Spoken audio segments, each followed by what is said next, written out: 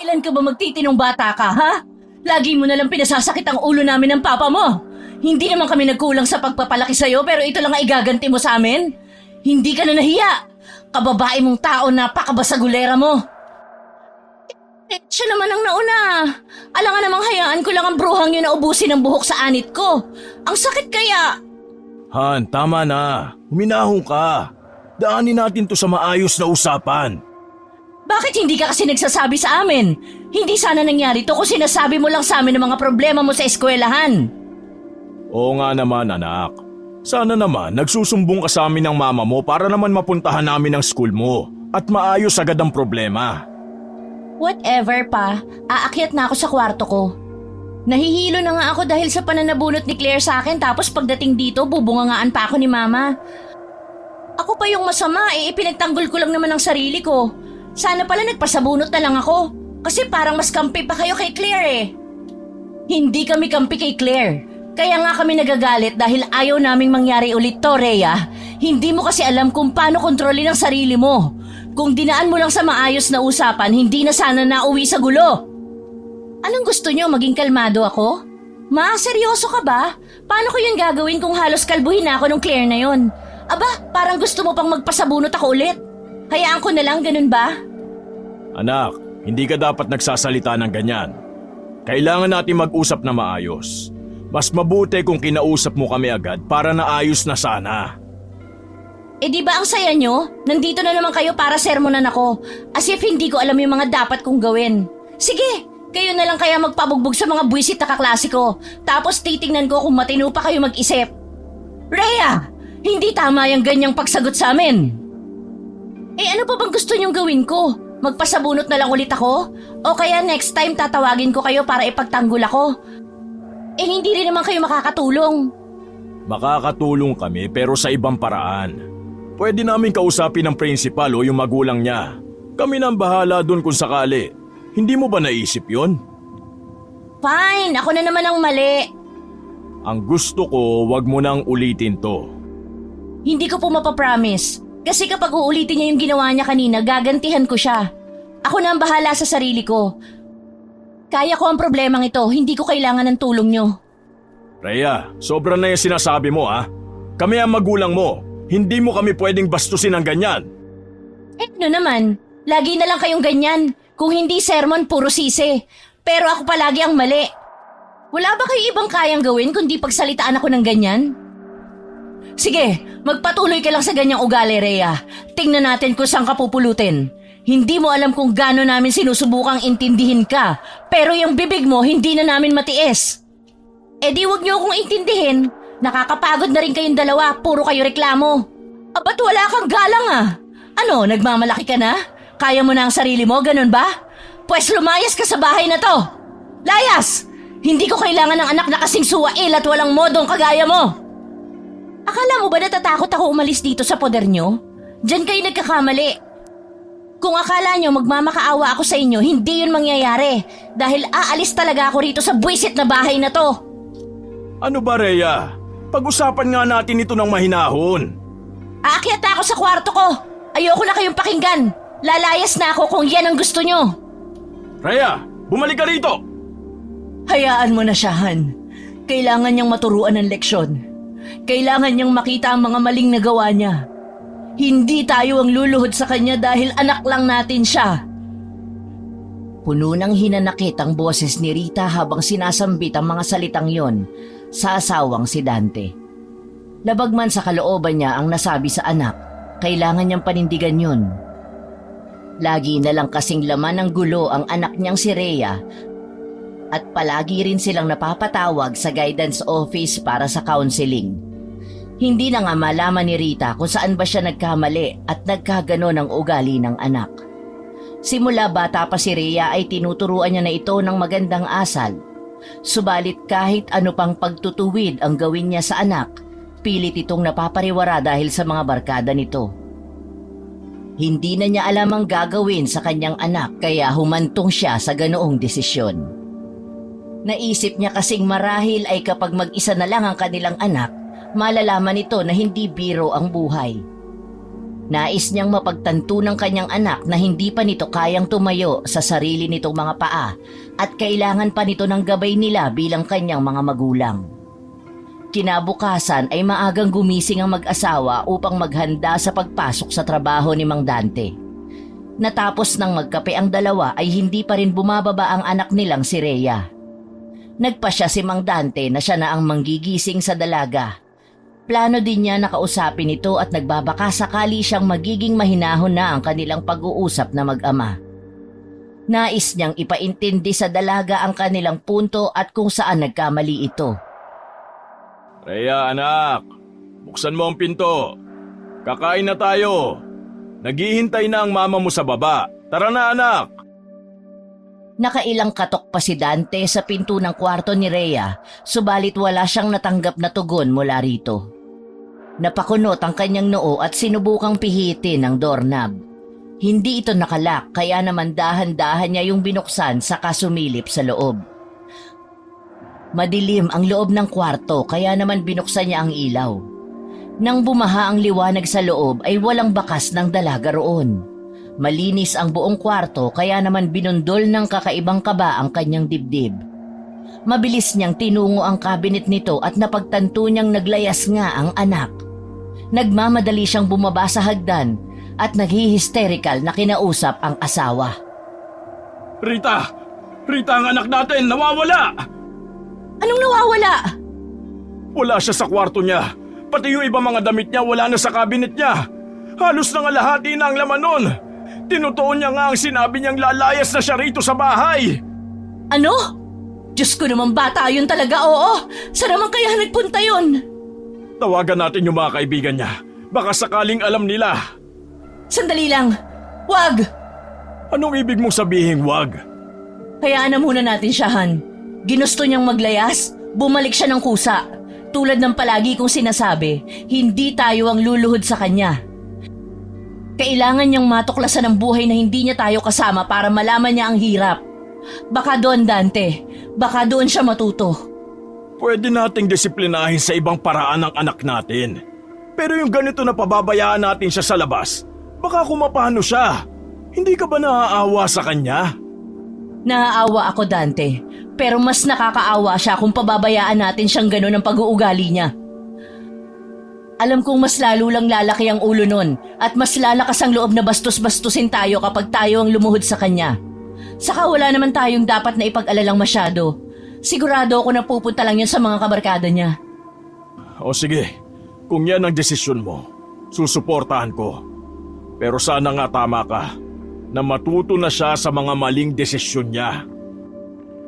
Wala nang nagawa si Dante kundi ang sumang-ayon sa asawa sa pagkakataong yun. Ayaw niya ang nangyayaring yun dahil nag-iisa lamang nilang anak si Rhea. Tahimik na lamang siyang umupo sa hapagkainan at pinilit ang sarili na kumain kahit panawala na siya ng gana. Hindi niya lubos maisip na kasabay ng paglaki ni Rhea ay ang paglayo rin ng loob nito sa kanila. Kinabukasan, maagang nagising si Rita upang mamalengke. Dagsana kasi ang tao sa pamilihan tuwing mataas na ang araw kaya naman nasanay siyang mamili ng maaga. Habang namimili ng mga gulay ay hindi nakaligtas mula sa kanyang pandinig ang pinag-uusapan ng dalawang nagtitinda ng isda na nasa gawing likuran niya lang.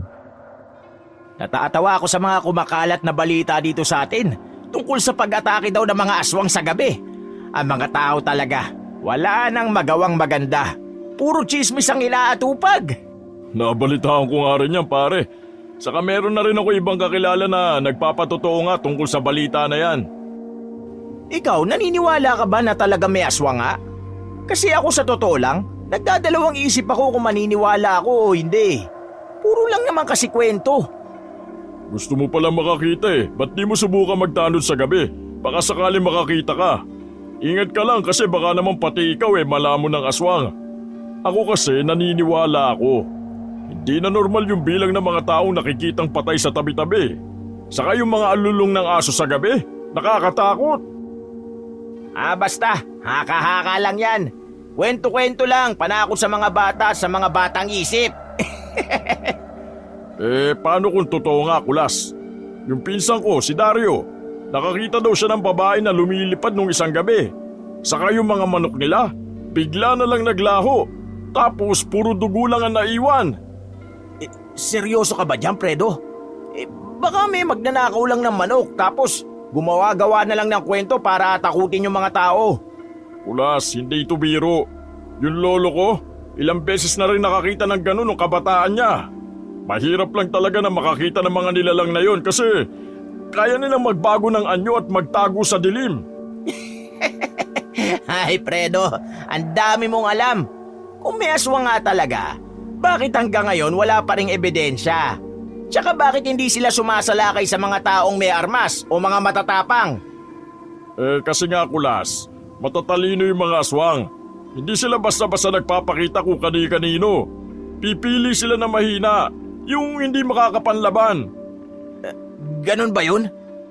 Basta, ikaw ang bahala kung ayaw mo maniwala. Pero kahit ganun kailangan pa rin talagang mag-ingat at iwasan na talagang paggala-gala lalo na kapag gabi. Mahirap na. Sa bagay, wala namang mawawala kung mag-iingat. Dahil sa narinig ay ginapangan ng takot ang buong katawan ni Rita. Maging siya kasi ay naniniwala rin sa mga nilalang ng dilim na tulad ng mga aswang.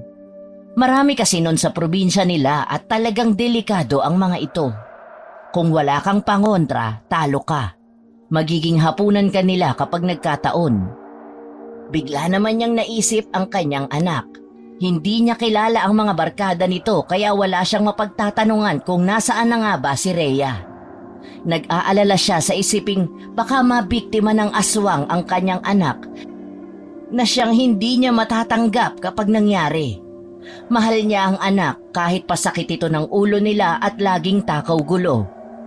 Binilisan na lamang niya ang pamimili upang makauwi na sa kanilang bahay at upang ipaalam ang nasagap na impormasyon sa asawa. Pagkarating ni Rita sa bahay, agad niyang tinawag si Dante na abalang nag-aayos ng kanilang motor. Kita sa kanyang muka ang kaba at pag-aalala. Dante, kailangan nating mag-usap. May narinig ako sa palengke. May mga aswang daw na namemerwisyo dito sa bayan. Kanino mo na naman ba nasagap yan, Rita? Ikaw talaga katanda-tanda mo na naniniwala ka pa sa aswang. Kwento-kwento lang ang mga yan para hindi magpasaway ang mga tao. Akala ko naman namalengke ka. Yun pala. Hoy, hindi ako tsismosa . Narinig ko lang yung kanina sa usapan dun sa palengke. Teka, ba't ganyan ang tono mo? Hindi ka naniniwala sa akin? Sa bagay, hindi ka nga naman talaga maniniwala kasi laking syudad ka. Ano ba kasi ang problema? Ano naman kung may aswang nga na pagala-gala? Dante, yung anak natin. Hanggang ngayon hindi pa rin nagpaparamdam. Saka tinawagan ko na yung ibang barkada niya. Hindi nila nakita si Rhea. Hindi na rin pumapasok ng eskwelahan. Hindi mo ba naiintindihan? Baka napahamak na yun. Hindi ba't ikaw naman na may gustong pabayaan yung bata? Sabi mo hayaan natin para matuto. Para alam niya ang buhay mag-isa at kusang bumalik dito. Di hintayin mong bumalik. Ano? Kung sana hindi mo siya binigyan ng ideya na gawin yon, hindi sana maglalayas yung anak natin. Tapos ngayon may nababalitaan kang ganyan, saka ka nag-aalikaga. Saka ka hindi mapakali. Bakit? Aswang lang ba ang nakakatakot sa kalye? Mas marami ang taong halangang bituka at mas nakakatakot sila kesa sa aswang. Pwede ba? Hindi ito ang oras ng sisihan o biruan. Gusto ko lang na mailigtas ang anak natin. Ayoko mapahamak siya, Dante. Hanapin natin si Rhea. Hindi ako nagbibiro. Totoo ang aswang. Saglit na napaisip si Dante habang matamang nakatitig sa asawang si Rita. Napabuga siya ng hangin na tila ba tinitimbang ang gagawin. O siya, magbibihis lang ako at hahanapin na natin si Rhea. Pero sana naman, kapag nakita na natin siya, wag mo na siyang pagalitan. Kausapin mo na maayos. Walang problemang hindi naluluta sa mahinahong usapan. Oo na. Sige na, bilisan mo na't hindi pa natin alam kung saan natin hahanapin ang batang yun. Iiling-iling, tinungo ni Dante ang kwarto nilang mag-asawa para magbihis. Matapos magpalit ng damit, kinuha niya ang susi ng kanilang pick-up at bumalik kay Rita na halata ang kaba sa mukha. Tahimik silang sumakay sa sasakyan. Kapwa may mabigat na pakiramdam habang nagsisimula silang maghanap.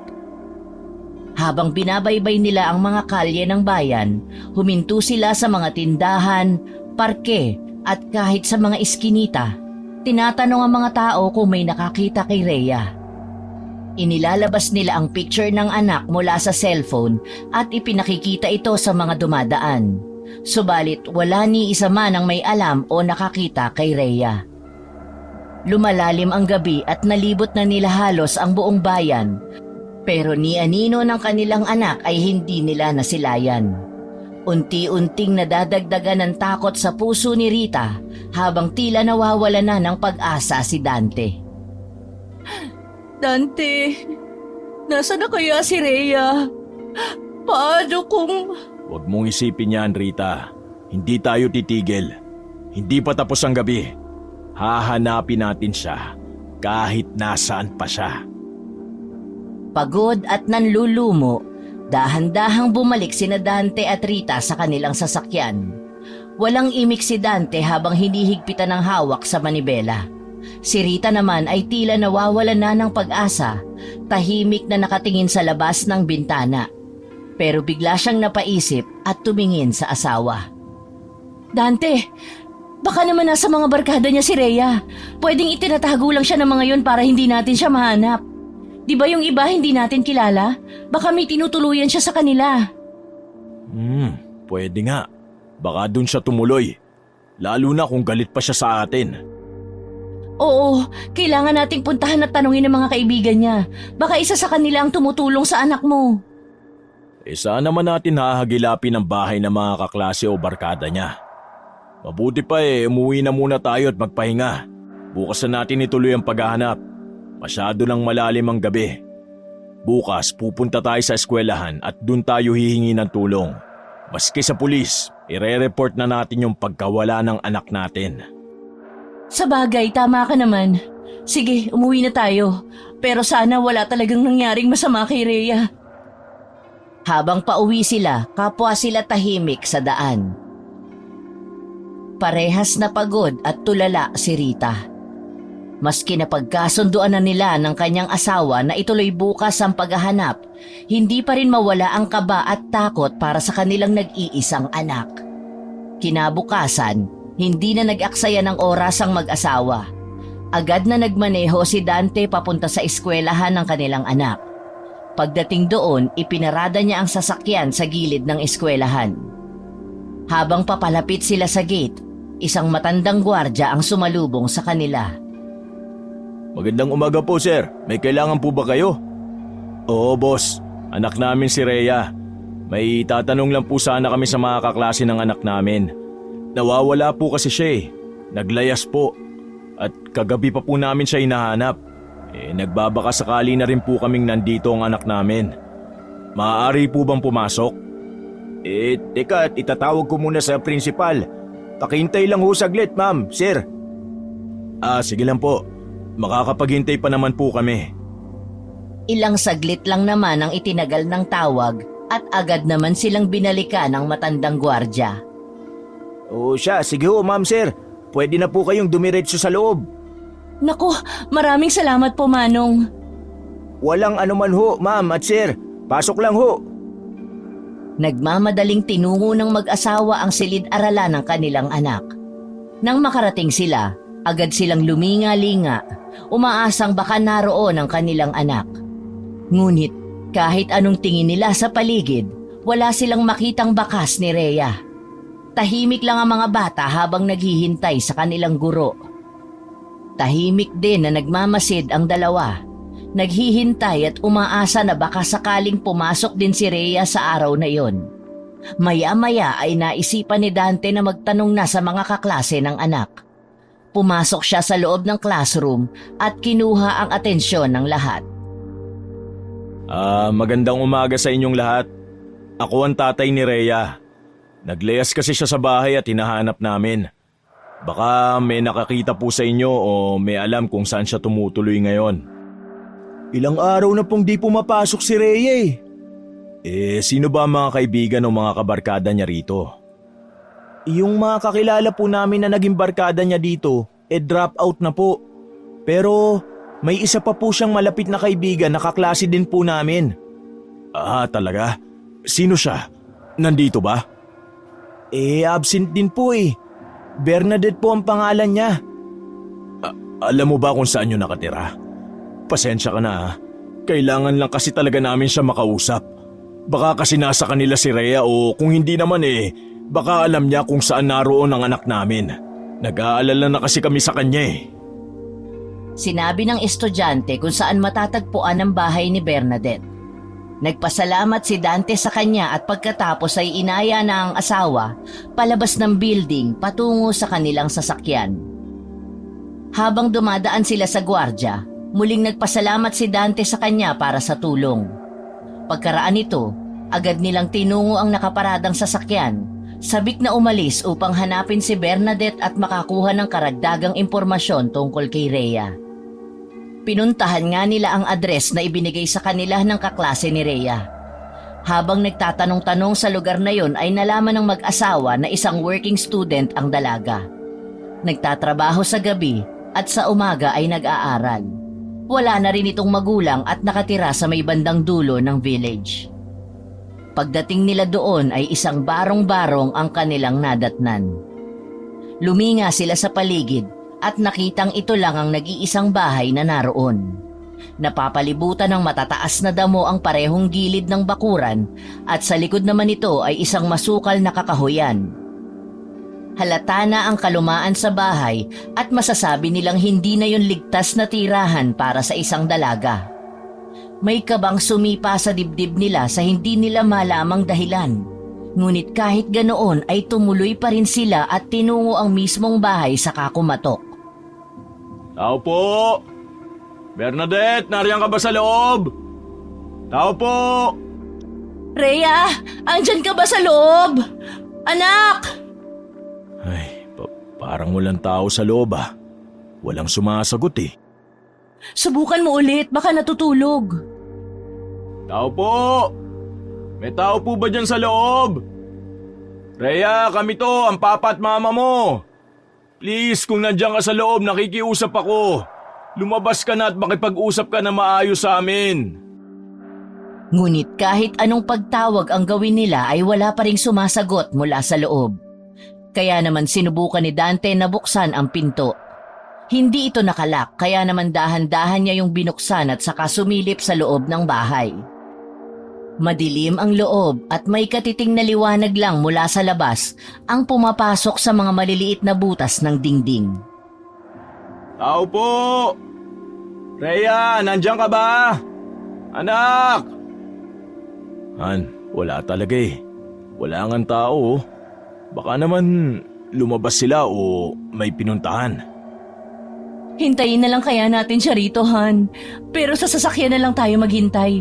Mabigat kasi ang pakiramdam ko sa lugar na to eh. Sige Han, baka tama ka. Medyo kakaiba nga ang pakiramdam ko rito. Baka nga mas mabuting doon na lang tayo sa sasakyan maghintay. Lalabas na sana sila nang mapansin ni Dante ang isang pamilyar na bagay.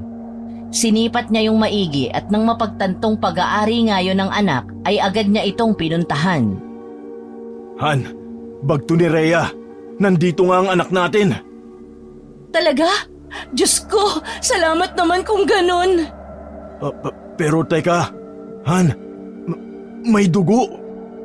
Ha? Diyos ko, saan naman kaya yan galing? Hindi kaya... Hindi pwede. Ipagdasal nating walang nangyaring masama sa anak natin.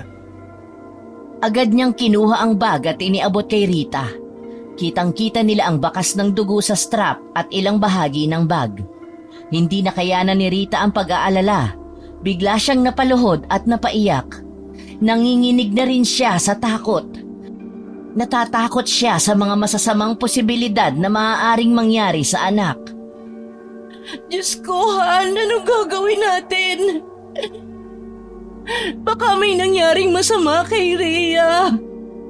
Kalma lang. Hindi tayo dapat mawala ng pag-asa. Baka naman hindi niya dugo to. Mabuti pa, mauna ka na doon sa kotse. Maghahanap ako dito sa paligid.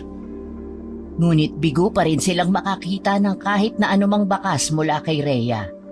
Naghintay ang dalawa sa loob ng sasakyan hanggang sa sumapit na ang gabi.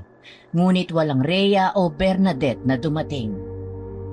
Gabi na pero wala pa rin sila, Han. Natatakot na ako para sa anak natin. Baka kung ano nang nangyari sa kanya. Aalis na tayo. Didiretso tayo sa istasyon ng pulis. Kailangan nating i-report na missing ang anak natin para naman may makatulong tayo sa paghahanap. Pwede naman na tayo mag-file ng report dahil mahigit 24 oras na simula nang maglaya si Rhea. Sige, Han, gawin natin yan. Nag-file nga sila ng report sa pulisya na nawawala ang anak nilang si Rhea. Hindi na lang sinabi ni Dante sa mga pulis kung ano ang totoong nangyari at kung bakit naglaya si Rhea.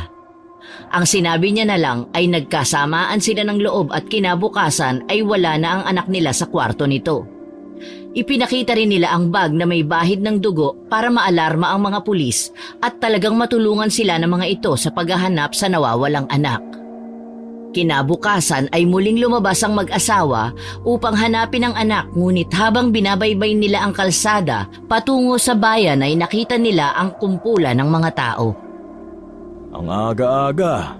Ano kayang pinagkukumpulan nila? Dahil bukas ang bintana ng sasakyan, ay dinig na dinig ni Rita ang usapan ng mga taong nadaraanan niya. Sumipa ang matinding kaba sa kanyang dibdib nang sabihin ng mga itong kaawa-awa ang namatay na babae. Han, itigil mo muna ang sasakyan. Ha? Bakit? May titingnan lang ako. Itinabi ni Dante ang sasakyan sa bandang unahan lang ng nagkukumpulang mga tao. Agad namang bumaba si Rita at nakisiksik sa mga naroon upang makita ang sinasabi nilang bangkay ng dalaga. Nang magawa niya nga makapunta sa unahan, ay gano'n na lamang ang panlalaki ng kanyang mga mata. Kalunos-lunos nga ang sinapit ng biktima. Hindi na nga makilala ang babae dahil sunog ang kanyang mukha na para bang binuhusan ng asido. Maging ang kanyang mga kamay at binti ay sunog rin. Ang mga damit naman nito ay gutay-gutay na. Ngunit sa kabila ng lahat ng iyon, nanlulumo na lamang na napaluhod si Rita sa tabi ng patay na katawan ng dalaga. Diyos ko! Anong nangyari sa'yo, anak? Sinong gumawa nito sa'yo? Anak! Nagsimulang magbulungan ang mga taong malapit sa kanya. Nagtataka sila nang marinig siyang tinawag niyang anak ang patay. Ang iba naman ay nag-usisa pa kung totoo bang anak nga niya yon. Hindi siya nag-abalang sagutin ang mga tanong sa kanya ng mga tao dahil sa labis na pagdadalamhati sa sinapit ng anak. Maya-maya pa ay naramdaman niya na lamang ang dalawang kamay na pilit siyang itinatayo mula sa pagkakaluhod. Han, ano bang ginagawa mo dyan? Tumayo ka nga. Han! Si Rhea! Wala na ang anak natin! Ano bang pinagsasasabi mo? Paanong wala? Han? Hindi na naituloy pa ni Dante ang dapat na sasabihin niya nang mapagtanto ang mga nangyayari. Nanlalaki ang mga mata niyang itinuon ng paningin sa nooy wala ng buhay na babae. Kumalabog ang dibdib niya at hindi mawari kung ano ang dapat na sabihin. Maging siya ay napasalampak na lamang sa lupa katabi ng asawa. Bumalong ang mainit na likido sa kanyang mga pisngi at tahimik na lamang siyang napahikbi. Anak! Anak ko! Hindi ito maaari! Rhea! Patawarin mo si Mama, anak! Patawarin mo ko! Hindi! Hindi totoo ito! Hindi yan si Rhea! Hindi! Sabay na lamang silang napahagulgol dahil kahit anumang pagtatanggi nila ay sigurado silang anak nila ang babaeng yon. Bagaman may mga putik at mantsa ng natuyong dugo, ay nakilala nila ang bestidang dilaw na bulaklakin na suot nito. Sila mismo ang nagpagawa nun sa kaibigan nilang mananahi, kaya hindi sila maaaring magkamali. Regalo nila yun sa anak noong kaarawan nito at ang anak mismo nila ang nagdisenyo nun kaya nag-iisa lang yun. Naninikip ang dibdib ni Dante habang tinatanaw ang kaawa-awang itsura ng anak. Hindi na kasi talaga ito makilala. Maging ang makapal, mahaba at itim na buhok nito ay nalagas na rin dahil sa asidong tila ibinuhos sa buong katawan ng pobreng babae. Tanggal din ang lalamunan nito na animoy sinakmal ng isang mabangis na hayop. Sa hinuha rin ng iba ay higit 24 oras na buhat ng bawian nito ng hininga. Ilang sandali pa ay may dumating ng rescue kasama ng mga pulis. Tinanong naman sila ng isang inspektor kung kilala nila ang bangkay at sinabi naman nilang anak nila ito. Kaya naman sumunod sila sa mga ito nang dalhin na ang bangkay sa morgue.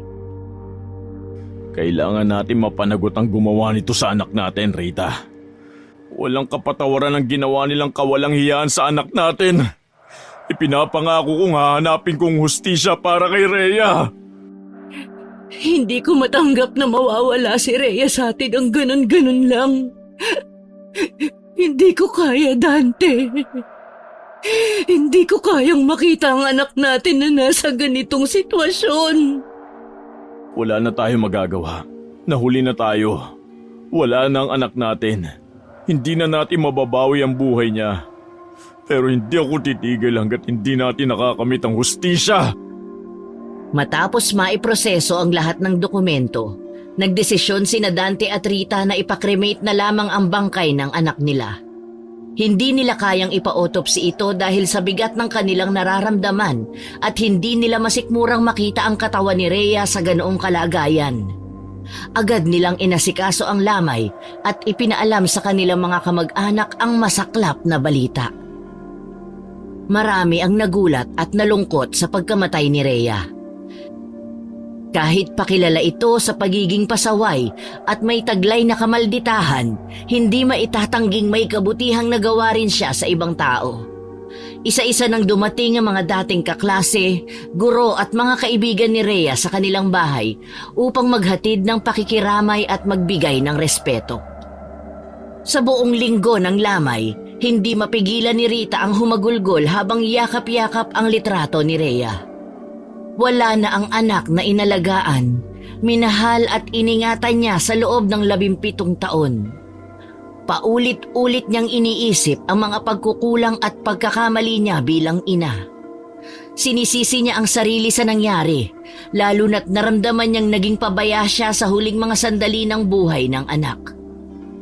Nagmumukmok si Rita sa isang sulok, malayo sa mga bisita. Hindi nag-aasikaso ng sarili at hindi rin kumakain. Hindi rin niya magawang makipag-usap sa mga kamag-anak na dumarating upang mag-alok ng suporta. Nangingibabaw sa puso niya ang lungkot, puot at panghihinayang. Wala siyang ibang maisip kundi ang pagkawala ng anak na minahal niya ng buong buhay niya. Bakit mo naman kami agad iniwan, anak ko? Patawarin mo si Mama. Kasalanan ko ang nangyari sa'yo. Ako ang dapat na pumoprotekta sa'yo pero ano ginawa ko? Anak ko! Rhea! Han, huwag mo namang sisihin ang sarili mo. Ginawa natin ang lahat ng kaya natin. Hindi mo kasalanan to. Alam mong kasalanan ko to, Dante. Bakit ganyan ang sinasabi mo? Bakit di mo ako sumbatan o sisihin? Ako ang nanay niya pero hinayaan kong mangyari ito. Kung nakinig na lang sana ako sa kanya, sana hindi nangyari to. Sana buhay pa siya ngayon at kasama natin. Hindi natin alam na ganito ang mangyayari, Rita. Hindi natin gusto to. Mahal natin si Rhea. Pero kailangan nating tanggapin na wala na ang anak natin.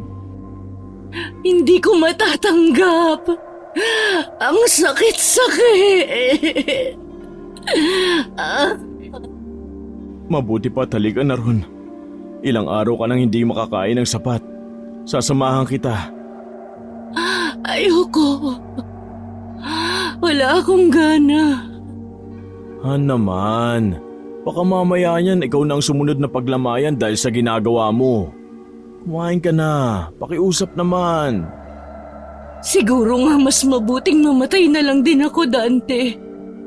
Kasalanan ko ang lahat ng ito. Ako ang may kasalanan sa pagkawala ng anak natin. Ako! Kasalanan ko ang lahat, Dante! Shh, tama na yan, Han. Magamaga na ang mga mata mo. Oh. Hindi ka pa ba nauubusan ng luha? Hindi gugustuhin ni Rhea kapag nalaman niyang ganito ang ginagawa mo sa sarili mo. Isipin mo na lang yung hirap na nararamdaman niya ngayon kung sakali man na nakikita niya tayo. Alam kong hindi nagalit sa iyo ang anak mo. Isipin mo na patawad niya na tayo. Imposible.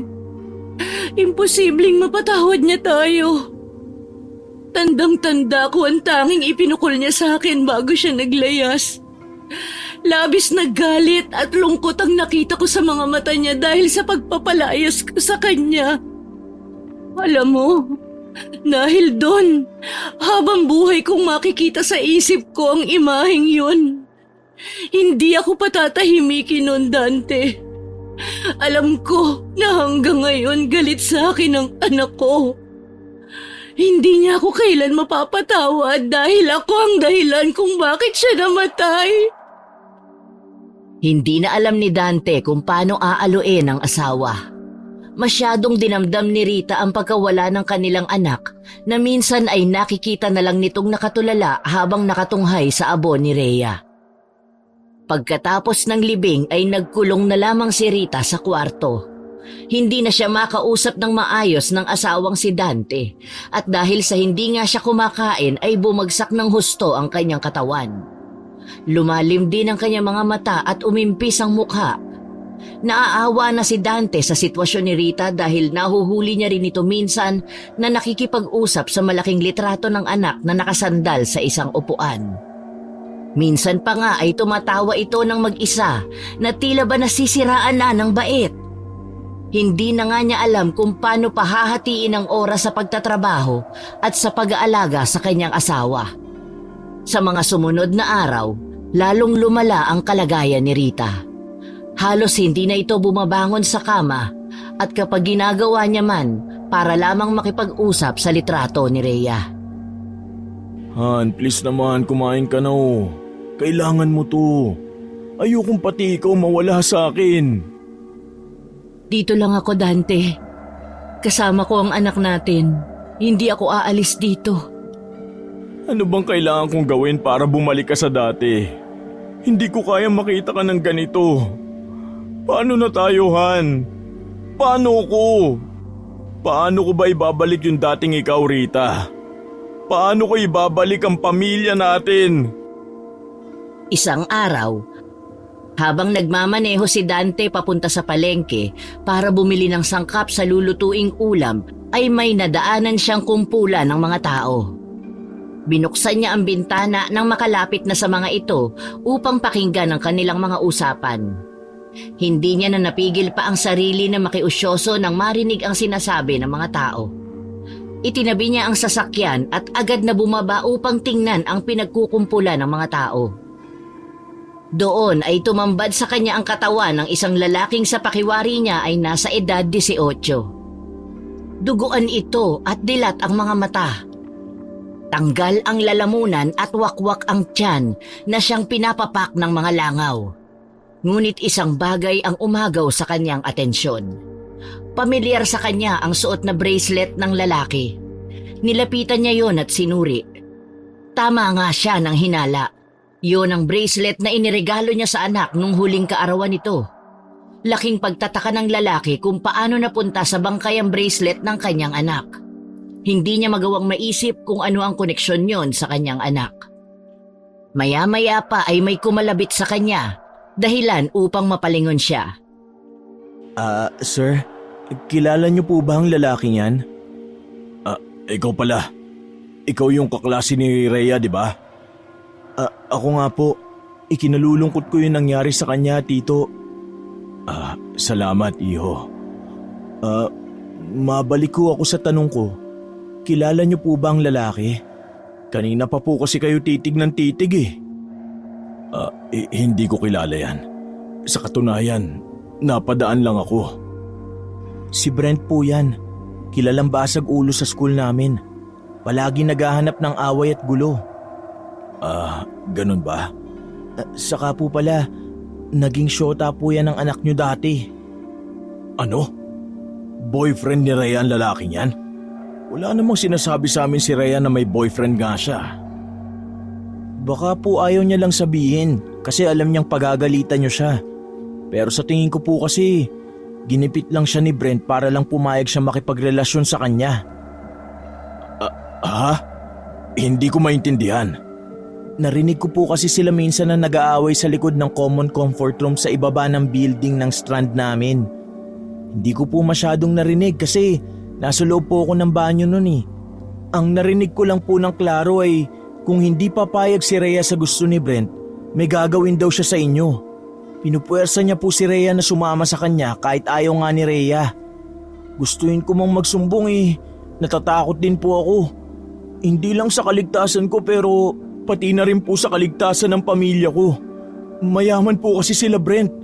Tatay po niya yung chief of police sa bayan na to, kaya lagi siyang nakakalusot sa mga krimen niya. Protektado po siya ng buong kapulisan. Ibig mo bang sabihin, tinatakot niya ang anak ko? Ganun ba? Hayop naman pala ang lalaking yan eh. Mabuti na lang pala at pati siya namatay na rin. Karma na ang gumante para sa amin sa ginawa niyang pananakot at panggigipid sa anak ko. Ganun na nga po. Simula nga rin po nung naging sila, hindi na po pumapasok si Rhea. Kung hindi absent, nag-i-escape po. Sir, aalis na kayo? Oo, aalis na ako. May mga lalakarin pa kasi ko eh. Maiwan na kita ha. Sige po, mag-iingat po kayo. Salamat Julius, mag-iingat ka rin. Rita, Han, may sasabihin ako sa'yo. Oh, bakit ang aga mo? Hindi mo ba sinundo ang anak nating si Rhea? Asan siya? Han, kailangan natin mag-usap na maayos. Please naman importante to tungkol sa anak mo to. Ano ba kasi ang nangyayari? Nasaan si Rhea? Patay na ang anak natin.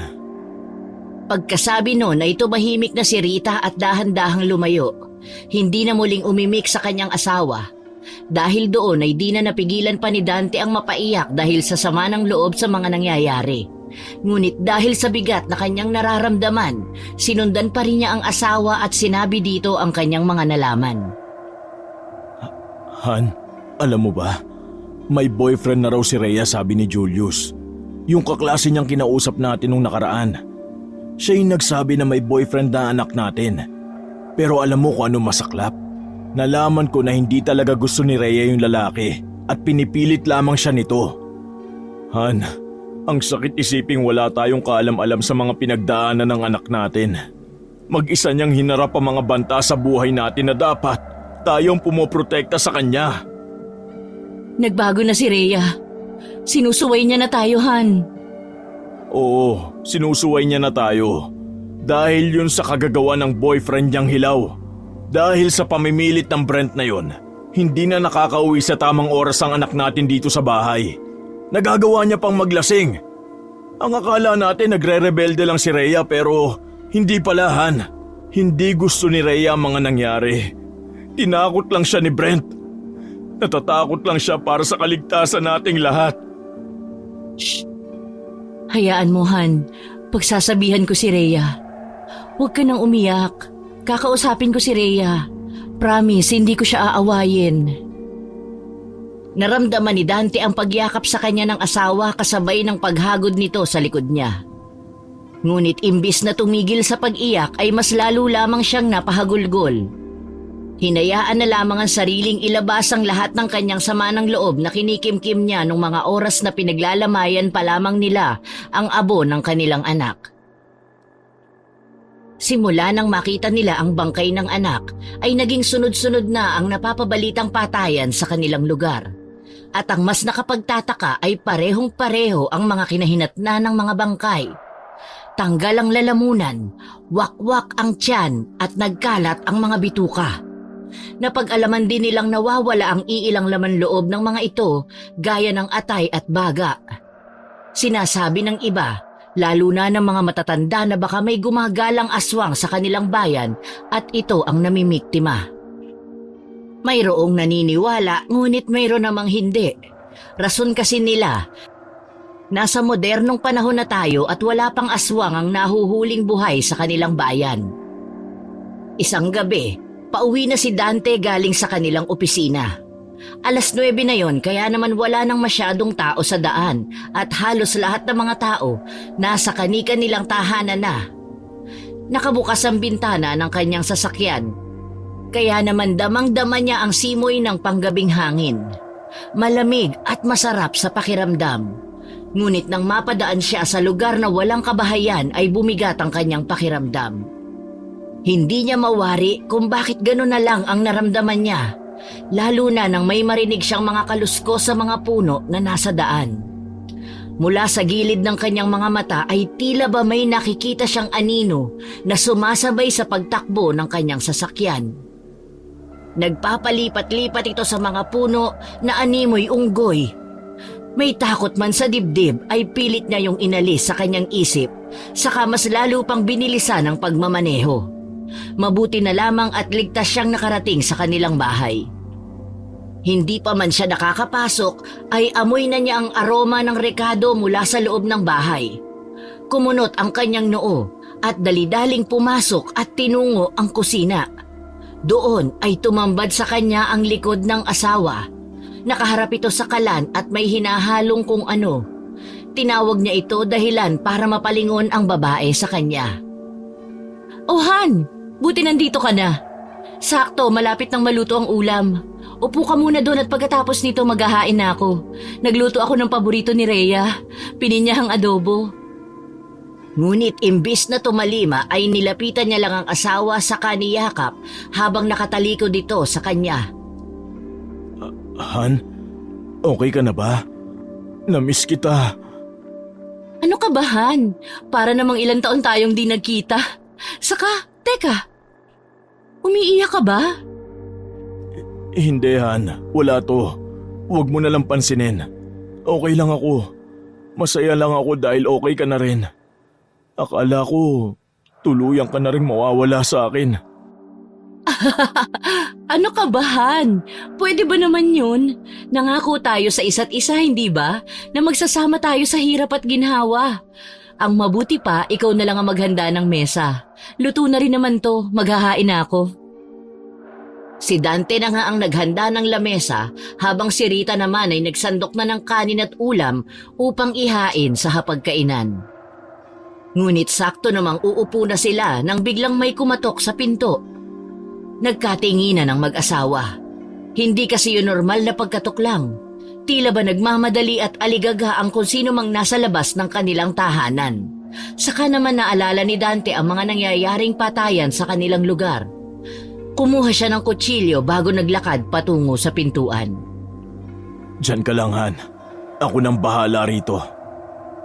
Nag-aalangan si Dante habang nakatayo sa harap ng pinto. Hindi tiyak kung bubuksan ba niya ito o hindi. Patuloy pa rin ang malalakas na katok mula sa kabila na nagpapalakas ng kanyang kaba. Nang biglang may narinig silang nagsalita mula sa labas, napatingin siya ng mabuti sa pinto. Ang malalakas na katok at ang pamilyar na boses ang nagbigay sa kanya ng lakas ng loob upang buksan ang pinto. Tumambad sa kanya ang isang pamilyar na mukha, si Rhea.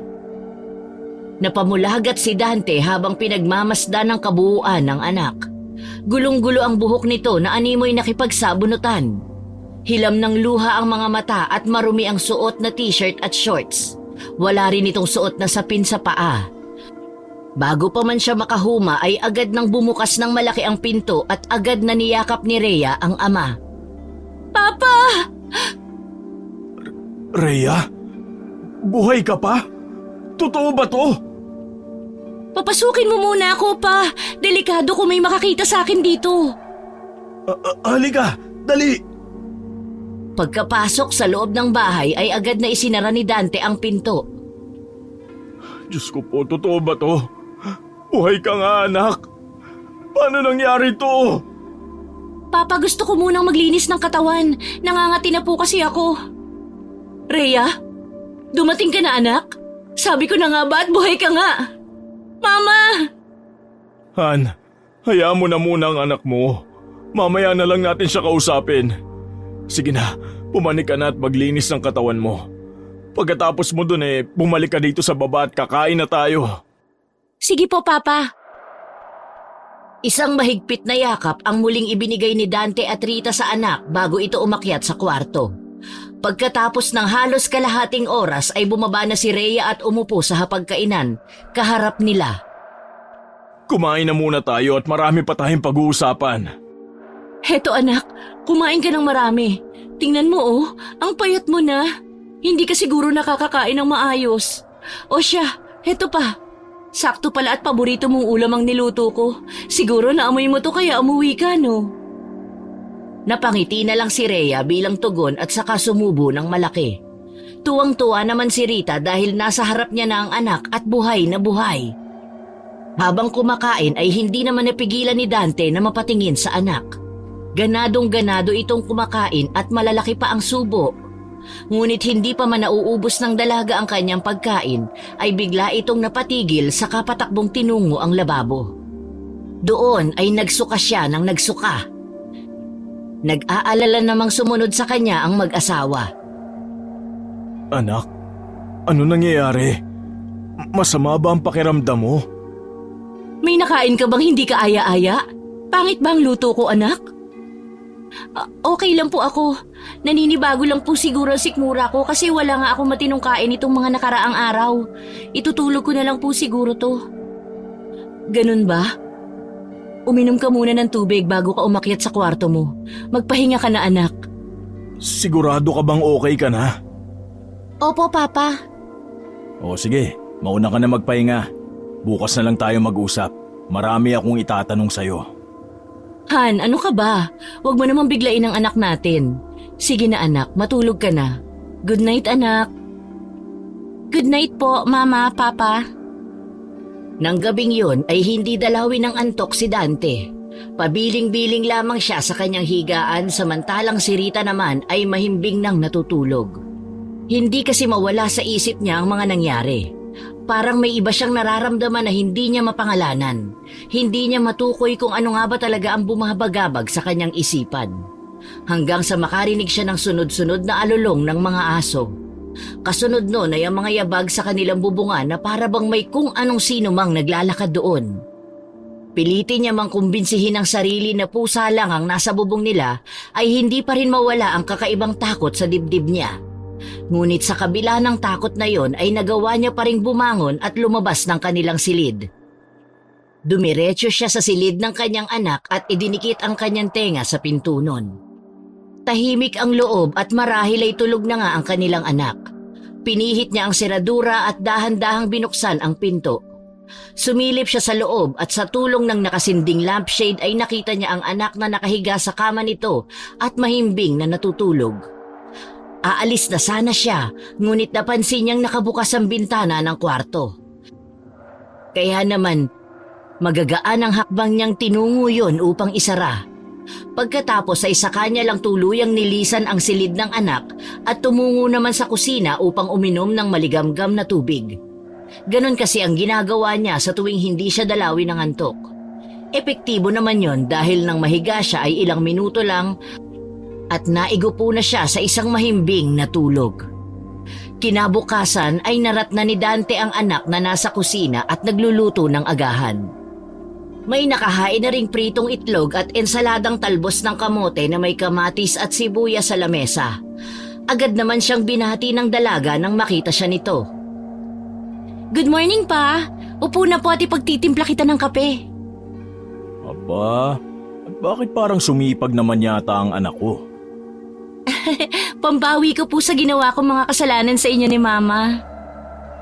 Mabuti at naisip mo yon, anak.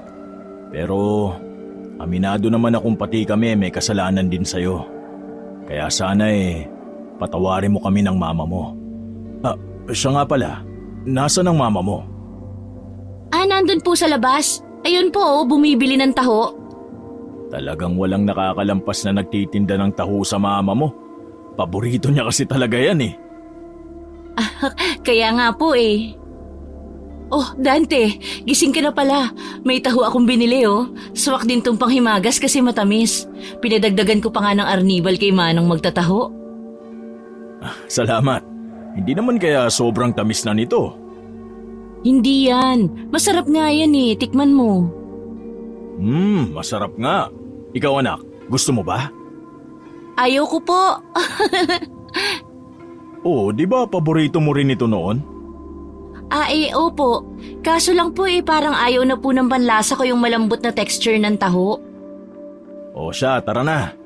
May pagkain na ba tayo? Gusto ko na sanang mag-agahan eh. Meron na, nakahanda na sa mesa. Masaya ang tatlo habang kumakain. Ngunit tulad ng nangyari nung nakaraang gabi, muling isinuka ni Rhea ang mga kinain niya. Mabuti pa pumunta tayo sa ospital mamaya para ma-check up ka. Para malaman kung bakit ka nagsusuka ng ganyan. Ayos lang naman po ako, Papa. Bukod sa pagsusuka, wala naman po ako ibang nararamdaman o sakit. Mainam pa rin anak na magpatingin ka. Para mapanatag kami ng nanay mo. Ayos nga lang po ako. Natigilan si Dante sa biglaang pagtaas ng boses ng anak. Gayunpaman ay hindi na niya ito pinansin. Nagpatuloy na nga lamang ito sa kanyang pagkain. Samantala, pagkatapos nilang kumain ay tinawag ni Dante ang kanyang mag-ina sa sala upang pag-usapan na ang mga nangyari matapos maglayas ng dalaga. Pwede mo na bang ikwento sa amin kung ano nangyari sa'yo? Alam mo bang hinanap ka namin hanggang sa mapunta kami kina Bernadette? Kaibigan mo siya, di ba? Akala nga namin nung una, nandun ka sa kanila kasi nakita namin dun yung bag mo eh. Paano niyo po nakilala si Bernadette? Sinabi sa amin ng kaklase niyong si Julius. Sabi niya mag-best friend kayong dalawa kaya nagbakasakali kami. Akala ko din po best friend ko siya. Pero traidor ang babaeng yun, Papa. Pinagkaisahan nila ako. Niloko. Silang dalawa ni Brent. Brent? Yung boyfriend mo? Hindi ko po siya boyfriend. Manliligaw ko lang po yun dati yung hayop na yun. Pero... Nalaman ko yung mga ginagawa niya sa iyong pananakit, pananakot at pamimilit. Bakit hindi mo sinabi sa amin? Sana natulungan kita. Hindi natin sila kaya, Papa. Maimpluwensya ang pamilya nila. Chief of Police ang papa niya Gagawin ng magulang ang lahat para maproteksyonan ng kanyang anak. Yan ang tatandaan mo, Rhea.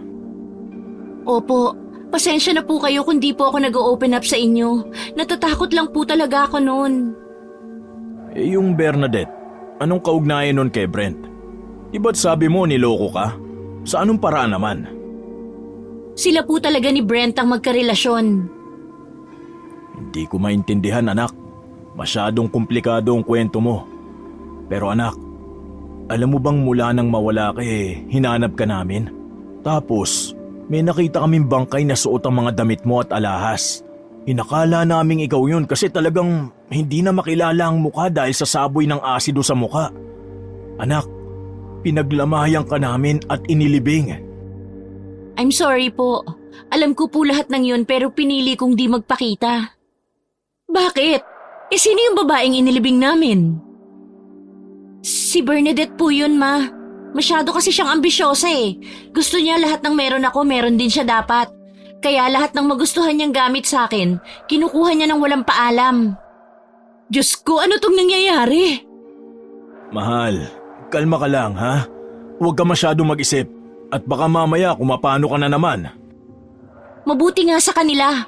Karma nila yung nangyari. Makasalanan kasi sila at mapang-abuso. Tama lang na namatay silang dalawa. Anak, hindi ka dapat nagsasalita ng ganyan. Tama lang po, Papa. Maiintindihan po ako ng Diyos sa mga sinabi ko.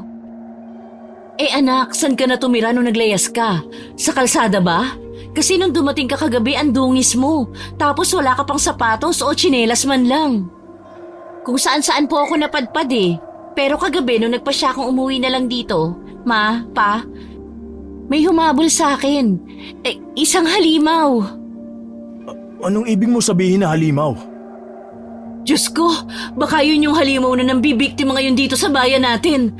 Baka yun din yung pumatay kina Bernadette at Brent. Siguro po. Akala ko mamamatay na rin ako kagabi. Akala ko po. Tahan na, huwag ka nang umiyak anak. Ligtas ka namang nakauwi kaya wala ka nang dapat na ipag-alala. Mukhang tama nga ang sabi-sabi. May aswang nga sa bayang ito. Hindi kaya may dayong napadpad dito? Baka nga Han, ba't ba kasi nagkaroon ng mga pesteng ganyan? Sa dami ng mga lugar dito sa Pilipinas dito pa sa bayan natin dumayo. Sino kaya ang mga yun? Yun ang hindi natin alam. Kaya maiging magdoble ingat tayo. Hindi natin alam kung kailan sasalakay ang nilalang na yon. Mamaya kapag dumilim na, huwag na kayong lalabas pa ng bahay. Delikado. Sa kayong mga bintana at pinto, siguraduhin yung nakasara lahat. Maiwan ko na kayo ha. Kailangan ko pang pumasok sa trabaho. Tatawag ako kapag pauwi na ako. Mag-iingat kayo rito ha. Siyempre naman Han. Kaya ikaw mag-iingat ka rin. Mas delikado kaya sa kalsada. Oo naman. O sige na, aalis na ako ha. Habang nasa trabaho ay hindi maiwasan ni Dante na mag-alala sa kanyang mag-ina. Hiniling pa nga niyang sana ay bumilis ang oras upang makauwi na siya kaagad. Pakiramdam kasi niya ay may mangyayaring hindi maganda. Pilit niya yung iwinaksi at nag-focus na lang sa trabaho. Subalit nagkaroon ng problema sa opisina, kaya naman wala siyang nagawa kundi mag-overtime kasama ang ilang katrabaho. Itinawag niya naman yon sa kanyang asawa na malilate siya ng uwi. 11:00 ng gabi, matapos ang trabaho, nagmamadali si Dante pa uwi. Hindi pa man siya nakalapit sa kanilang tahanan, nakita niya ang isang kakaibang tanawin mula sa gilid ng bakuran ng kapitbahay na matagal nang walang tao. Itinigil niya ang sasakyan at sinipat ang paligid. Napamulagat siya sa nakita. Isang babae ang naglalakad sa bakuran, dala ang isang asong hindi na gumagalaw. Habang titig na titig si Dante, nagulat siya nang makita ang babae na nagsimulang kagatin ng aso sa leeg. Tinanggal ang lalamunan nito at nginata ang laman na parabang isang napakasarap na putahe. Pagkatapos, sinunggaban niya ang tiyan ng aso. Halos madaus-us ang bituka nito mula sa katawan. Hindi na makatiis si Dante sa nakikita, kaya't napayuko siya sa manibela ng sasakyan. Nang medyo mahimasmasan ay nakita niyang patungo ang nilalang na yon sa kanilang bakuran.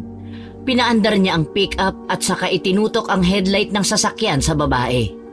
Biglang natigilan ng babae sa kanyang ginagawa. Napalingon siya kay Dante. Ang bibig niya ay duguan at may nakalawit pang bituka ng aso. Nanlilisik ang mga mata nito. Magulo din ang kanyang buhok. Maitim at marungis din ang kanyang mukha. Mabalahibo ang katawan ng babae at mayroon din itong mahahabang kuko. Nawala ang takot ni Dante nang maisip na nasa panganib ang kanyang mag-ina dahil sa nilalang na yon.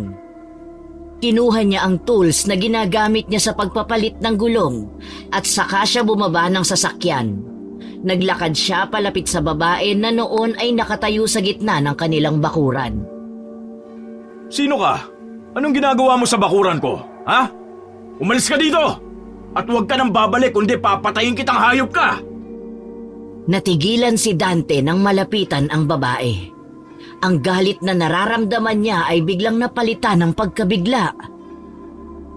Ang babaeng nasa harap niya na may kakilakilabot na anyo ay kilala niya. Pamilyar sa kanya ang anyo nito at hindi maipagkakaila. Si Rhea. Tila tumigil ang mundo ni Dante sa pag-ikot. Saglit na natulala siya at nawala sa sarili niyang katinoan. Nanginginig ang kanyang mga kamay at nanlalambot ang kanyang mga tuhod. Nabitawan niya ang hawak na tools. Anak, ano to? Bakit mo kinakain yung aso? Bakit ganyan ang itsura mo? Wag kang lalapit. Please po, Papa, wag kang lalapit. Anak, bitiwan mo yung aso.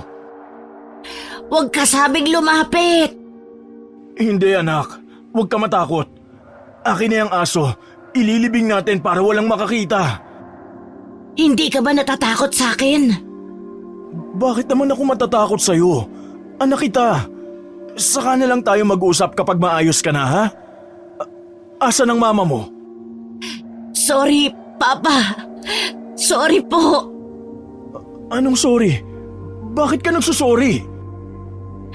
Masama po akong tao. Aaminin ko na po. Ako ang pumatay kina Brent at Bernadette. Shh! Huwag ka maingay. Baka may makarinig sa'yo. Ayusin mo na yung sarili mo. Pumasok na tayo sa bahay. Ayokong makita ka ng mama mo na ganyan. Itapon mo na lamang sa likod yung aso at ililibing na lang natin bukas. Halika na. Hindi po.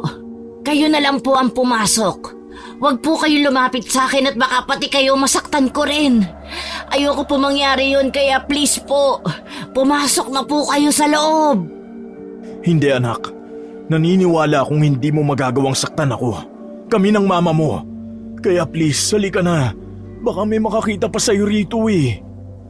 Biglang naiyak si Rhea at unti-unting tila nawala ng lakas at napasalampak ang kanyang katawan sa lupa. Nilapitan siya ni Mang Dante at niyakap ito ng mahigpit.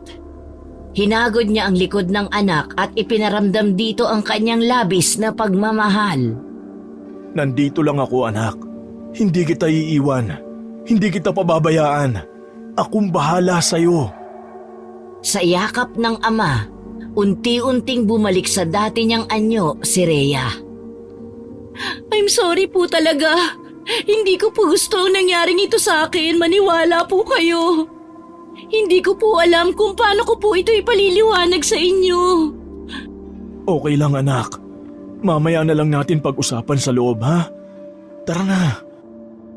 Tinulungan ni Mang Dante si Rhea na tumayo at sabay silang pumasok sa kanilang bahay. Magpahinga ka muna dyan. At ikukuha kita ng tuwalya para maalis yung mga dumi at dugo sa katawan mo ha. Mabilis na umalis si Mang Dante at kumuha ng tuwalya sa banyo. Nang makabalik ay inabot ito sa anak. Nakita ni Mang Dante ang pag-aalangan sa mga mata ni Rhea, ngunit tinanggap ni Rhea ang tuwalya at nagsimula ng magpunas. Hindi ko po talaga gustong maging ganito. Maging halimaw, Papa. Sabihin mo sa akin kung anong nangyari. Kasi po, sina Brent at Bernadette, kinulong nila ako ng ilang araw. Sinasaktan at binubugbog po nila ako. Tapos tumakas ako, Papa, nung nagkaroon ako ng pagkakataon. Sa kalsada may tumulong sa akin isang matandang babae. Ikinuwento ko sa kanya yung nangyari sa akin. Awang-awa sa akin yung matanda. Isinama niya ako sa karinderya niya at pinakain sa mismong kusina niya. Sabi niya sa akin gumanti raw ako at parusahan yung mga taong nanakit sa akin. Pero sabi ko sa kanya, imposible yun kasi wala akong laban kay Brent. Hindi ko makakamit ang hustisya. Papa, hindi ko alam na may nilagay siya sa pagkain ko. Niyanggaw niya ako. Hindi ko alam na aswang siya. Hinawaan niya ako, Papa. Shh. Tana. Hindi po ba kayo natatakot sa akin? Anak, matapos yung araw na inakala naming patay ka na, wala akong ibang hiniling sa Diyos kundi ang ibalik ka sa amin para makabawi kami ng mama mo sa lahat ng naging pagkukulang namin sa iyo. Bakit ako matatakot sa iyo? Mahal kita anak, at tatanggapin kita kahit ano ka man ngayon. Tutulungan ka namin. Susubukan nating alisin ang sumpang yan. Papa! Shh, Tana. Sobrang hirap ng mga pinagdaanan mo. Mabigat ang naging pasanin mo. At patawad kung wala kami ng mama mo sa tabi mo ng mga panahong kailangan mo kami. Anong ginagawa niyo dyan? Saka anong pinag-uusapan ninyo? Bakit di niyo ako sinasali? Mama! Diyos ko, Rhea! Bakit may dugo ka sa damit? Han, relax ka muna please. Pakinggan mo muna kami ng anak mo. Ano ba to, Dante? Anak, nasugatan ka ba? Sabihin mo sa akin. Ma, hindi. Hindi ko to dugo. Hindi rin po ako nasaktan. Kung hindi sa'yo, kanino yan? At bakit ka may dugo? Kailangan na rin sigurong malaman ng mama mo anak. Malaman? Ang alin? Pwede niyo bang ipaliwanag sa akin kung bakit ganyan ang itsura mo? Mama, hindi ko alam kung paano ko to sasabihin. Pero kailangan yung malaman ng totoo. Anong kailangan kong malaman? Aswang ako, Mama. Ano? Anong sinasabi mo? Anong aswang? Totoo ang sinasabi niya, Han. Nakita ko siya sa labas kanina. Kumakain ng patay na aso. Ang totoo niyan, naroon pa yun sa labas at hindi ko pa naililibing. Paano nangyari to? Anong sinasabi niyo? Habang wala siya sa poder natin, sinalisihan siya ng isang aswang. Niyanggaw niya ang anak natin. Diyos ko! Bakit ba nangyayari ito? Teka, gano'n nakatagal kang nayanggaw, Rhea? Naalala ko sabi ng lola ko noon na kapag yanggaw at bagong sibol pa lang ang aswang, pwede pang patayin ang nasa loob nito. Baka pwede pa nating mahabol at magamot yan. Talaga po, Mama? Magagamot pa po ako? Oo, kailangan lang natin ng isang magaling na albularyo, anak. Alam nila kung ano ang gamot dyan sa sumpang yan. May kilala ka? Oo, sa probinsya namin. Kinabukasan, maagang umalis ang pamilya pauwi ng Bicol. Doon ay hinanap nila si Tatang Medel. Siya ang isa sa mga kilala niyang magagaling na albularyo sa lugar nila. Isa pa ay sigurado siyang mapagkakatiwalaan nito. Pagkalipas ng halos kalahating araw na biyahe ay narating din nila sa wakas ang Kabikulan. Agad nilang nahanap ang isang bahay na gawa sa pawid at kawayan. Sa lugar na yon ay tahimik di tulad sa lungsod. Maririnig sa paligid ang mga huni ng ibon at mga kulisap. Wala ring masyadong tao ng araw na yon. Agad na kumatok si Aling Rita sa pinto ng kubo. Isang matandang lalaki ang lumabas mula sa bahay. Magandang hapon po, Tatang Medel. Rita, ikaw ba yan? Ako nga po. Mabuti at nakikilala niyo pa ako. Aba, syempre. Teka, anong sadya ninyo rito? Ang anak ko po kasi Isang aswang? Nanlaki ang mga mata ng mag-asawa nang marinig ang sinabi ni Tatang Medel. Nakita nilang may kinuha ang matanda mula sa loob ng damit nito. Isang kwintas na may palawit na tila isang boteng maliit. May laman yung kulay dilaw na likido na parang langis. Nakita nilang kumukulo ito. Bagong sibol ano? Nahawa siya? Dahil hindi naman kayo pupunta rito kung hindi nyo kailangan ng lunas. Nabigla ang mag-asawa dahil alam na agad ng matanda ang pakay nila roon. Kaya naman agad-agad ay pinapasok sila ng matanda sa bahay nito. Doon ay pinahiga ni Tatang Medel ang dalaga sa isang kawayang katre na binanigan ng buri. Inihanda niya ang kanyang mga kailangan saka siya umupo sa tabi ng dalaga. Umusal siya ng mga orasyon at dasal. May inihaplos pa siyang langis sa dalaga saka nagsindi ng insenso.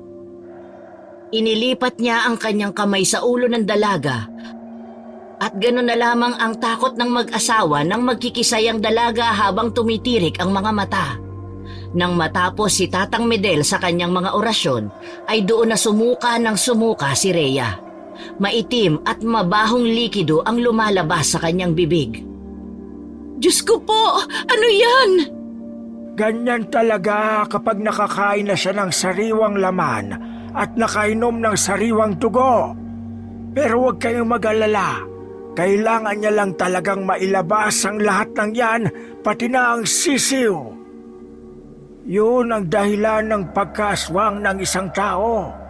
May binhing nakapasok sa loob niya at doon sisibol ang sisiw hanggang sa maging isang ganap na itong ibon. Kapag naging ibon na ang sisiw na yun, hindi na yun maaaring lunasan pa. Pero sa kaso ng anak ninyo, mahina pa lang ang negatibong enerhiyang nararamdaman ko. Kaya sigurado akong nagsisimula pa lang na tumubo ang mga balahibo nito. Kaya kailangan niya itong mailabas ora mismo. Lupaypay na si Rhea ngunit patuloy pa rin siyang sumusuka ng itim na likido. Nang hindi niya na makayanan pa ang panghihina ay napahiga siya. Muling umusal ng isang maikling orasyon si Tatang Medel at sa pagkakataong yun ay parehong napatda ang mag-asawa nang mula sa bibig ng anak ay lumabas ang isang itim na sisiw. Agad yung kinuha ni Tatang Medel at ibinalot sa itim na tela at inilapag sa lupa. Gamit ang isang pilak na punyal ay sinaksak niya ito sa kamahinang umusal ng dasal. Wala na ang sumpa ng pagkaaswang sa anak nyo. Malaya na siya. Pero ang paggaling niya sa impeksyon o anumang sakit na maaari niyang nakuha sa pagkain ng mga sariwang laman, yun ang kailangan niyong bantayan. Kung may sintomas, pwede niyo na siyang dalhin sa doktor. Mas alam nila ang gagawin sa ganong klase ng mga sakit. Salamat sa Diyos! Hulog po kayo ng langit, Tatang Medel! Maraming salamat ho. Walang anuman. Ipanatag nyo ang inyong kalooban. Pwede na kayong umuwi paggising ng inyong anak. Paggising nga ng dalaga ay nakaramdam na ito ng kaunting kapanatagan at kaginhawaan sa kanyang mga nararamdaman. Maging ang kanyang paghinga ay umayos na rin at ang kanyang pang-amoy ay tila bumalik na sa normal. Yung pakiramdam na parang pagod at nanghihina, yun na lang ang hindi patuluyang natatanggal sa kanyang katawan. Nagpaalam na sila kay Tatang Medel. Ngunit bago bumalik ng lungsod ay dumaan muna sila sa bahay ng mga magulang ni Rita. Doon na rin sila nagpalipas ng gabi. Hindi na nila sinabi sa mga magulang ni Rita ang tunay na rason kung bakit sila naparoon. Ang sabi nila'y gusto lang nilang dumalaw. Masaya naman ang dalawang matanda dahil muli nilang nakita ang kanilang apo. Pagbalik nila sa lungsod ay nanumbalik ang saya sa kanilang tahanan. Si Rhea na minsan ang nakadama ng takot at hiya dahil sa kanyang kalagayan ay muling nakaramdam ng pagtanggap at pagmamahal mula sa kanyang mga magulang. Mula noon ay naunawaan na niya lahat ng mga payo at bili ni Mang Dante at Aling Rita sa kanya. Naging isa na siyang mabuting anak. Ang mga pagsubok at lihim na kanilang pinagdaanan ay nagsilbing paalala sa kanila na ang isa't isa ang magiging sandigan nila maging sa mga darating pang pagsubok. Wala nang lihim, wala nang takot. At dahil sa mga pagsubok na yon, mas naging mas malalim ang kanilang samahan at mas buo na ang tiwala nila sa isa't isa. Basta tandaan mo anak, nandito lang kami ng mama mo, ano man ang mangyari. Opo, Papa. Hindi ko na po kayo bibiguin. Maraming salamat po sa lahat. Mahal na mahal ko kayo ni Mama.